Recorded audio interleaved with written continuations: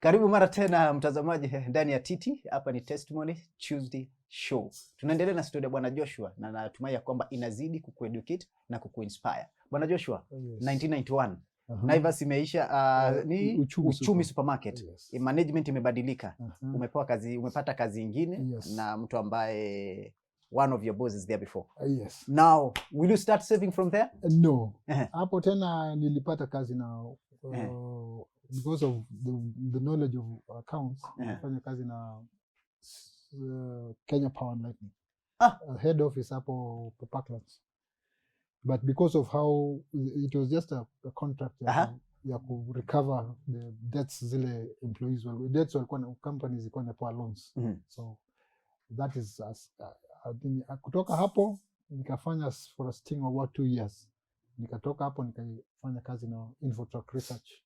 Hapo ndio sasa Infotrack Research. Hii moja yenye uchukua maoni ya watu. Opinion polls. Na nilikuwa katika because of ile knowledge nilikuwa nafanya sasa ile inaitwa business development. Kama kuna contracts tunataka tuseme watu wanataka research ifanywe. So tunaandika proposals. And then zinatumwa, then tukisecure tuna set tunatuma researchers on the ground, wanakuja na report, tunaandika recommendations ama the findings. So but still sikukuwa na hiyo, nilikuwa ni kama tu bado nacheza because nilikuwa sasa in fact hiyo nileta kitu kama kiburi. I thought I was very good in everything. I'm not going to miss any job. Exactly. Yeah, because I'm already a professional, niko na experience in other organizations. Na ilikuwa inanipa, nilikuwa nikienda interviews, saa zingine naenda interview na naona this kama Kenya Airways nasema what do you mean? Stuck your job. Yes, zingine tunaenda nasema I don't want this job because you know in the interview na play around too with life. But sasa anyway, it came down to a situation. You're not serious. It came down to a situation where when it came to the year 2000, now these jobs started becoming scarce. Age was nini, because there were better professional guys kuniliko, and so I was left out of work. That is 2000. Around 2000. Yeah, 2000. I think the last time I worked was 2001. 2001. That's when the reality now. Yeah, that's when now when I tried to go for an interview, I find that the young sharp guys who are able to do work and their age, they actually meet what is called the requirements of the job. But you see now something like the age would cut me off. Probably the other professional things like packages in accounts, Sage and what. So there was a way they could cut me off. So I started realizing that it's time now to readjust every sector, every part of my life. Now, what will you do? So what I did, just like I'd advise all of you guys, the guys who are viewing me, you start looking at books, from reading from the Bible, if you want religious knowledge. True. If you want accounting knowledge, if you want financial knowledge, just not necessarily accounts, but you can read a few how to save, how to when you get savings, how to invest. So nowadays these things are in Google. Exactly. How to invest. Exactly. Yeah. How to invest in shares, how to invest in real estate, how to start a small business. Those things the clips that you guys see in YouTube. Don't look at things that are going to excite you, that somebody was beaten in Kasarani or somebody was. Start looking at those things critically, so that you know that nikipata pesa, what do I want to do? I want real estate. How do I then start building up capital? Because you're going to say real estate requires capital. So if you want to build capital, then you Google how to build capital. Then you're told, okay, there's savings that you do, there's change that you get, there's this that you do, this is what is called passive income. But when you're called on Saturday, on Sunday, can you do something else? And that money you save, so that now you start building capital, because you're saying I lack capital. No. If I lack capital, how do I start building capital? Now, you are aged.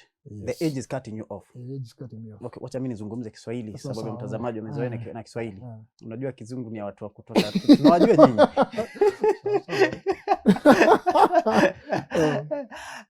Sasa umri unakataa. Umri unakataa. Na sasa bado uko na kwanza familia isharudi. Familia haijarudi because sasa hiyo ilienda hivyo, sasa ikaenda. Na hujafikiria kuleta familia nyingine? Sasa ilikuwa kwanza nijipange maisha kabla sijaleta familia. Maisha na kazi nyingi Kenya Power, Kenya Airways. No, kitu ilifanyika hivi. Ni sasa wakati familia ili break. Unajua haiku break na unajua family ki break then unakuwa na shida na blame games. Exactly. Kitambo unasema wameniacha kwa jini sina pesa nini, wewe mwenyewe pia before you stabilize, you don't want to face the reality. You don't want to face the reality. And that's what is happening also to most of us. That you are not just responsible. And therefore if your spouse says I want a responsible son, unasema nyinyi mnataka pesa. She just wants somebody who's responsible. True. And if you're not responsible, they'll go. There's no. So it's not about money. It's about money. Just bwana, siku hizi wanataka hela pia. Ni moja kati ya ukiwa na hela, you're responsible. How can you be responsible when No, the idea is this. No, the idea is this. Ukitaka kuwa responsible, lazima uonyeshe kuwa you are responsible financially first. That is the indicator. Oh my. Well, yeah, you must show that you can do your mathematics right financially. If you can get it right, the other things you'll get it right. Even in normal life, you'll get it right. No. So hapo ulianguka. Even being a mathematician. Yeah, I failed because I didn't have that literacy. Kama sasa I'm educating this my viewers here. Exactly. Kama hauwezi organize, umepewa mshahara, alafu unasema imeisha, and you're told imeisha aje. I don't know. Wiki moja mbili hatunaga kitu, tunaanza kuitisha advance. Yeah, unasema nikishalipa rent, the rest no. Then hauko responsible. You have to know each and every coin. Imetumikaje. That's a reality. Lazima mukubali kama viewers. You must accept that is a criteria for responsibility. I have to account for every coin. You have to account, and that is nowadays I do. Now, ulifika wapi ndio sasa you decided to make a change? Because venye nakujua sasa hivi najua. No, mahali nilifika is that inafika mahali you're completely down. And then unashangaa, at this age I can't even make 2,000 shillings per month. Then something is not right. Yeah, it's not about other people are doing it. Less educated, less financially experienced. But umesoma, you've worked. So you have to check back and realize, what is it I'm doing wrong? No. Or right? No. You find that you're doing nothing right and everything wrong. Kwa hivyo ninge advise anybody watching that you have to do it right. Lazima ifanye. You have to do it right. You have to do it right. Now it's 2000. Ulifanya nini? Kazi zimekosekana, maisha imekuwa ngumu. Sasa obvious bila kazi Nairobi, itabidi either uende nyumbani. Exactly. So that upon swali, that's a very important thing. And that is what I also want to advise everybody who sometimes you reach the bottom the way I reached. I took a job which nobody expected me to do. And that is security guard. Because those are jobs which at that point, or probably even now, they don't require a lot of they don't require a lot of education. I did that because I had to do it for my own sake. There was no option. There was no option. With all education and all experience. Exactly. So you must realize that if you are you're a computer expert and there are no jobs, and you want to build capital, begin with selling bananas or doing something. Do something. And then see if unaweza from the small saving you can actually from the small earning unaweza kufanya, you can build capital. Or you can change your life. Unaweza kugeuza maisha yako. Exactly. Na ufike mahali ambapo ulikuwa unazimia kufika. Exactly. That requires that you have to remove pride. And that is the most, that was the most difficult part for me. To remove pride, do something low, and then come up. Bottoms up, mnaita. It was a very, and at that point, kuna wale wanakuambia bana, wewe enda nyumbani. Wewe, no, it's not like, this is not the kind of work you do. Yeah, because that's what I wanted to ask you. Yes. Wenye mlikuwa mnafanya kazi nao, wenye wanajua historia yako, kazi kubwa kubwa, maofisi makubwa kubwa ambao umefanya kazi. Sasa itakuwaje? They didn't discourage you. They did, but sasa this is between you and your life. And you must know what is important in your life. And I'm telling you guys the truth and nothing but the truth. If you do not accumulate finance slowly, your life, even if you are as a professional and you're not stable financially, no one is going to give a damn how many degrees you have. They won't care. In fact, the indicator, they say, is not money, but unfortunately, it's the only indicator that sometimes shows success. So right now you can joke around and think that you have time. True. But I'm telling you, when you don't have the finances, if you're not planning, if you're not saving, if you're not critically looking at your financial graph, if it is not rising, even by 500 shillings, you're not doing well. Let me look at the camera. You're not doing well. No. You are not doing well. It should be rising. It should be rising. Now, let me take you back a bit. Okay, Kikwetu. So, Kikwetu tapata kama sasa, jana.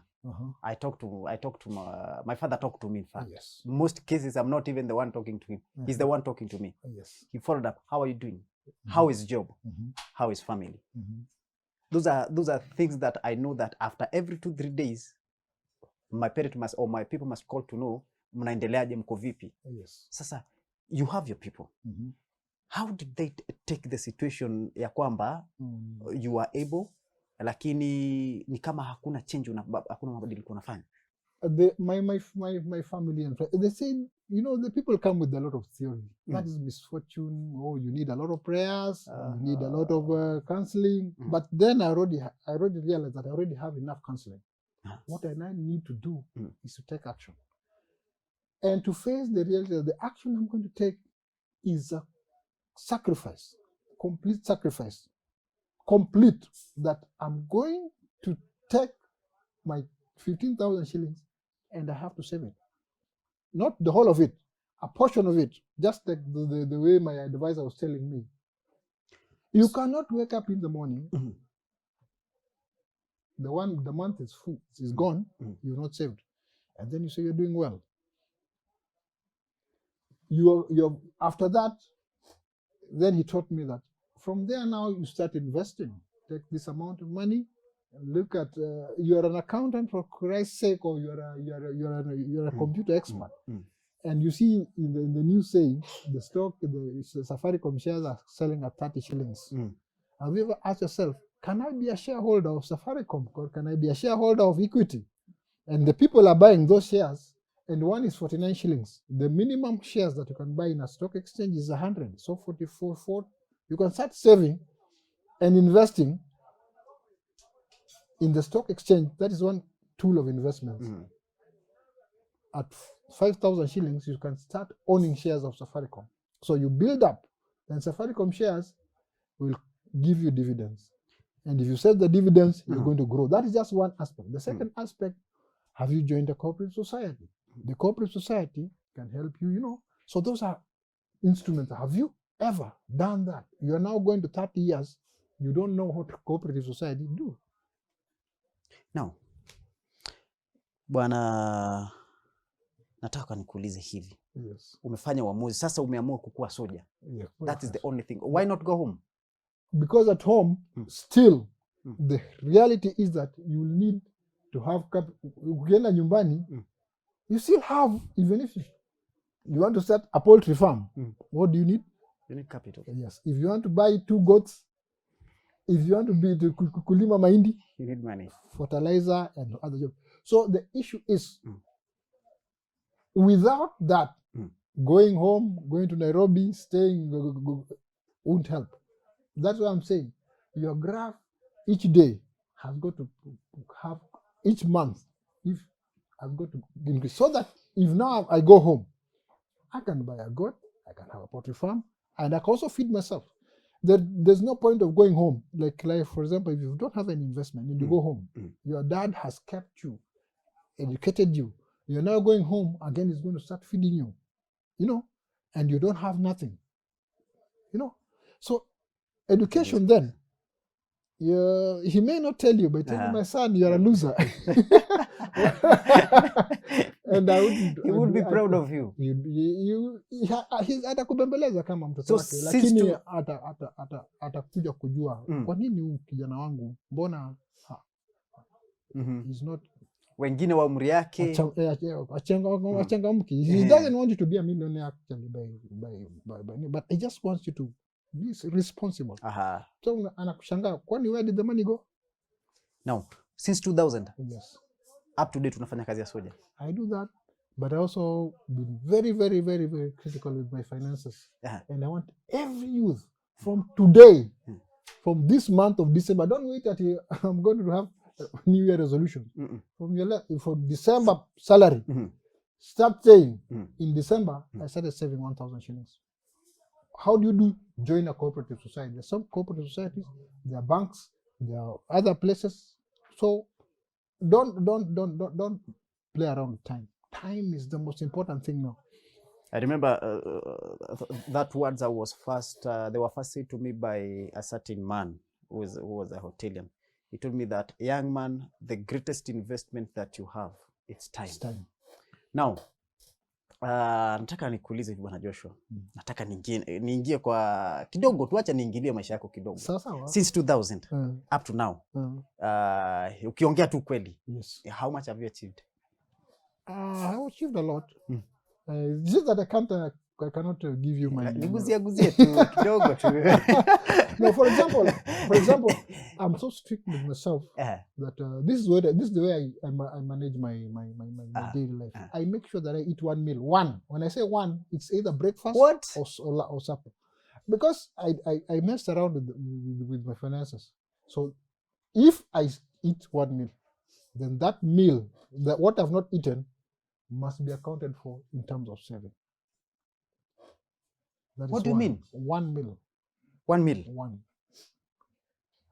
It is that hard, because if I played around and therefore I've got to face the consequences. I cannot save. Yeah. Two, I make sure that I don't use those leaks. I make sure that if I put a credit of 50 shillings, I don't have Fuliza, I don't have Okwajahazi, I don't have, because those are just money leaking down, you know. So in any case, no one communicates with me because I'm broke. So I maintain a 50 shillings credit. It's a tough 50 credit for how long? 1 year, even 2 weeks. Even 2 weeks? Yeah. If I don't have credit, I don't call. What?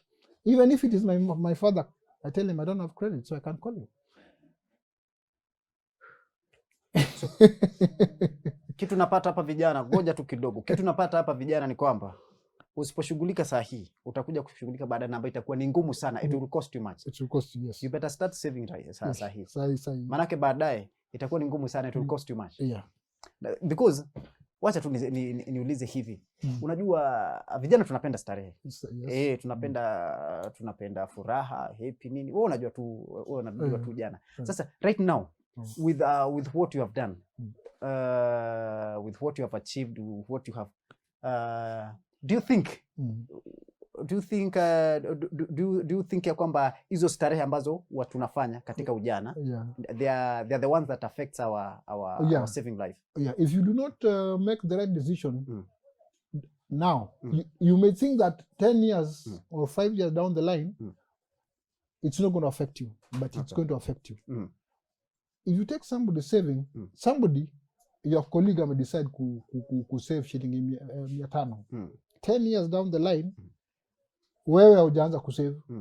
3 years down the line, is going to be financially better than, in terms of savings, in terms of investment, than you.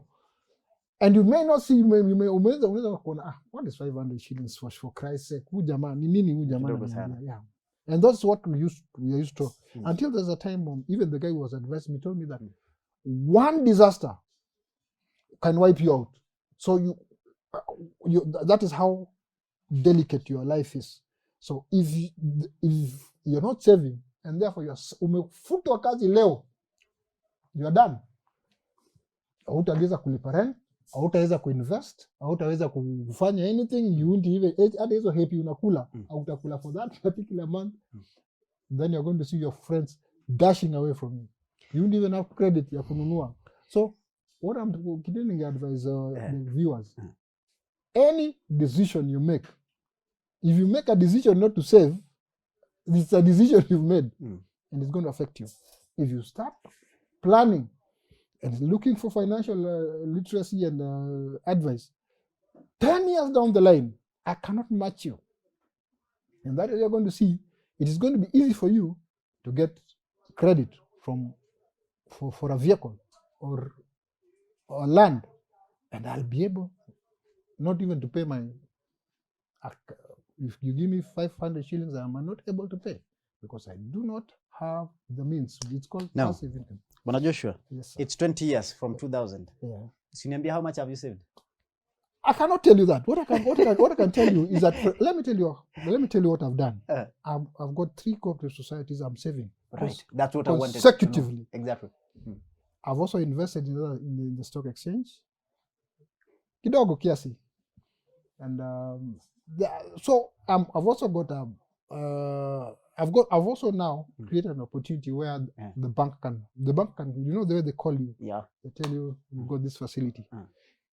But I personally do not have any loan. You don't have any loan. Yeah. That's a decision I made because when we were doing research, we were told, what is then the financial? You said, okay, if you have a capital of 100,000, we used to advise, do not take a loan in excess of 25% of your capital. For example, if you have your investment is 1 million, do not take a loan 3 times the way cooperatives are giving you. Take 250,000 shillings and then try and build up. So I've tried what to do is to cut down on my to live a very lean life. Life ile ngumu because there's no two ways about it. Na unajiona wapi? What are your future plans? No, my future plan is that actually is to recoup the losses. And I'm hoping that please do not be like me, that you want to recoup losses. Accelerate your investments, accelerate your incomes, have several ways so that kukiwa na this problem.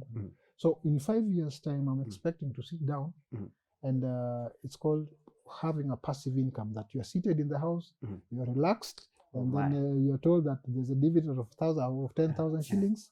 There's this, so you're just earning money while you're seated.